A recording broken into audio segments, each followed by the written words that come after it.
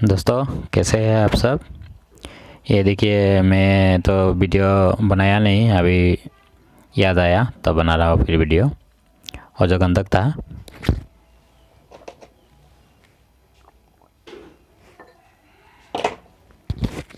ये वाला गंधक, तो इसको मैंने थोड़ा लिया, थोड़ा ही टेस्ट कर रहा हूँ। इसको थोड़ा लेने के बाद इसमें मैंने क्या किया, फिटकिरी डाला। फिटकिरी डालने के बाद अब नींबू का साथ में खरल कर रहा हूँ। ये देखिए, इसका पूरा कालिक निकल जा रहा है बाहर, पूरा कालिक निकल रहा है।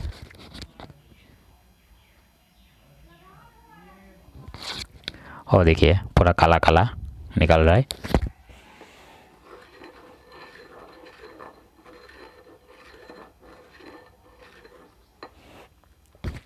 देखिए पूरा काला काला निकल जा रहा है। इसका मैं पूरा खरल करते करते करते करते पूरा कालिक धो धो के निकल के पूरा कंप्लीट कर दूंगा। इसको सफ़ेद गंधक हो जाएगा शायद, करके देखता हूँ। अभी तो काला निकल रहा है, कालिक पूरा निकल के देखता हूँ।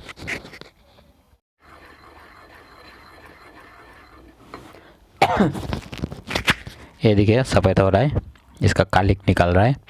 और ये जो पूरा नींबू का पानी था वो पूरा काला हो रहा है। इसका पूरा ज़ोरदार हाथों से पूरा खरल करना है, पूरा ताकत लगा के। फिर ऐसा ताकत मत लगा दीजिए खरल टूट जाए, ऐसा मत करिए।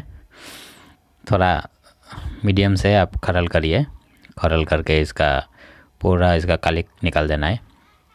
उसके बाद रात को फिर पानी डाल के रख दीजिए, सुबह पानी फेंक दीजिए। फिर उसको वही, अगर कालिक निकल गया तब तो ठीक है, अगर नहीं निकला तो फिर से थोड़ा सा फिटकरी और ये नींबू का रस डाल देना है। और नींबू का रस मैंने ताज़ा यूज़ नहीं किया है, ये मेरा पास शायद उसका मुकद्दर रस 6 महीना से भरा हुआ था शायद होगा।